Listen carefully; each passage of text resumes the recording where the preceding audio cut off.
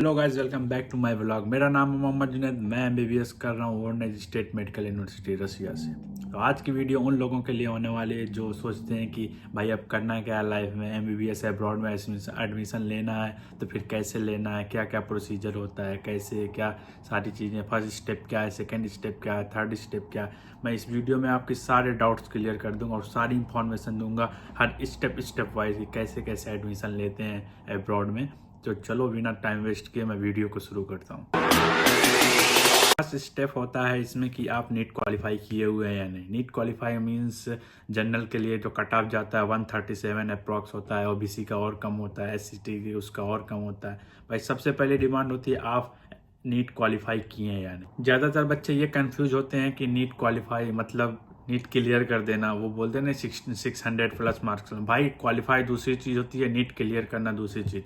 NEET qualify वो होती है जो कट ऑफ जाता है, जैसे जनरल का अप्रॉक्स ज़्यादातर हर साल 137, 135, 140 ऐसे ही जाता है, और एससी का उससे कम जाता है और दूसरा उससे कम जाता है। तो भाई नीट क्वालिफाई करना है, सिर्फ नीट क्लियर नहीं करना है, यहाँ पे सिर्फ नीट क्वालिफाई करना है। नीट क्वालिफाई के बाद दूसरी चीज़ आती है कि आप इंटर में मतलब 12th में आप बायो, केमिस्ट्री एंड फिजिक्स और इंग्लिश में 60 प्लस टोटल आ रहा है कि नहीं परसेंट। दूसरा स्टेप होता है कि आप पता करें सोशल मीडिया से, गूगल से, कहीं भी चीज़ों से जहां से आप पता कर पाएँ कि बेस्ट यूनिवर्सिटीज़ रसिया में का है, जो एनएमसीआई की गाइडलाइन को फॉलो करती है। जो इंग्लिश मीडियम कोर्स होते हैं उनके वहाँ पे कितने बच्चे, एफएमजी का पासिंग मार्क क्या है, मतलब वो यूनिवर्सिटी कितना वेरीफाइड है, इंडिया की गाइडलाइन फॉलो करती है कि नहीं, उसमें सारी चीज़ें आपको देखना पड़ता है। वहाँ के 6 कोर्स इंग्लिश मीडियम में है या नहीं है, या कुछ जगह पे होते हैं मतलब 2 साल इंग्लिश मीडियम होता है, फिर 3 साल 4 साल वहाँ की लोकल लैंग्वेज में होता है। तो भाई सबसे पहले आपको देखना है गूगल से जाके, जहाँ से भी आप सर्च कर सकते हैं, बेस्ट यूनिवर्सिटीज़ को सिलेक्ट करिए। भाई आपने यूनिवर्सिटी को सिलेक्ट कर लिया, अब दिमाग में आता है कि भाई एडमिशन कैसे लें, किसके थ्रू लें, कौन, वहाँ कोई ना पहचान का है ना कोई जान पहचान का नहीं, तो एडमिशन कैसे लें। तो भाई मेरे अकॉर्डिंग सबसे बेस्ट होता है कोई एजेंट को पकड़े।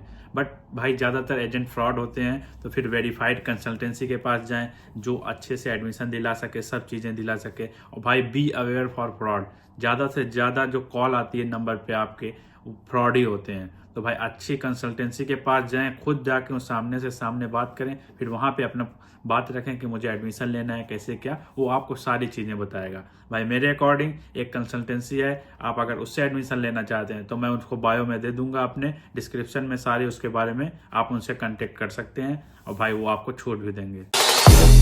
भाई इसके बाद है कि आपका एडमिशन हो गया रसिया में, अब आपको क्या करना है। भाई यहाँ पे ठंड की प्रॉब्लम सोचते हैं बच्चे इंडिया में कि बहुत ही ज़्यादा ठंड होती है, कैसे वहाँ रहूँगा, कैसे क्या। घर वाले भी सोचते हैं भाई नहीं रह पाएगा वहाँ जाके, कैसे रहेगा इतनी ज़्यादा ठंड। भाई ऐसा कुछ नहीं होता, आप रसिया में आओगे, आप एक ही महीने में यहाँ अडॉप्ट कर जाओगे, क्योंकि यहाँ जितने भी इनसाइड मतलब आप अंदर यूनिवर्सिटी में जाएंगे, हॉस्टल में जाएंगे, किसी कैफे में, हर जगह पे हीटर्स लगे होते हैं, और एकदम नॉर्मल आप टी शर्ट में भी आप यहाँ रसिया के अंदर रह सकते हैं। बाहर के लिए यहाँ की 0 डिग्री जैकेट्स आती हैं जो सस्ती होती हैं, आप उसको लेके बाहर इंसान बाहर घूमता है। आपको यूनिवर्सिटी जाना है, हॉस्टल आना है, या फिर अपने फ्लैट जाना है, 2-3 चीज़ जहाँ जाना है, अंदर ही जाना रहता है, तो फिर हीटर्स लगे होते हैं, तो बहुत ही ज़्यादा ठंडी नहीं है, तो ठंड का कोई इशू यहाँ पे नहीं है। और दूसरी चीज़ आती है कि भाई रसिया है तो यहाँ पे कुछ लोग बिगड़ भी जाते हैं, कुछ लोग बन भी जाते हैं। भाई वो डिपेंड करता है तुम्हारा फोकस क्या है, तुम्हारी मेंटेलिटी का है। अगर तुम पढ़ने आए हो तो पढ़ोगे, भाई बिगड़ने वाले बिगड़ भी जाते हैं।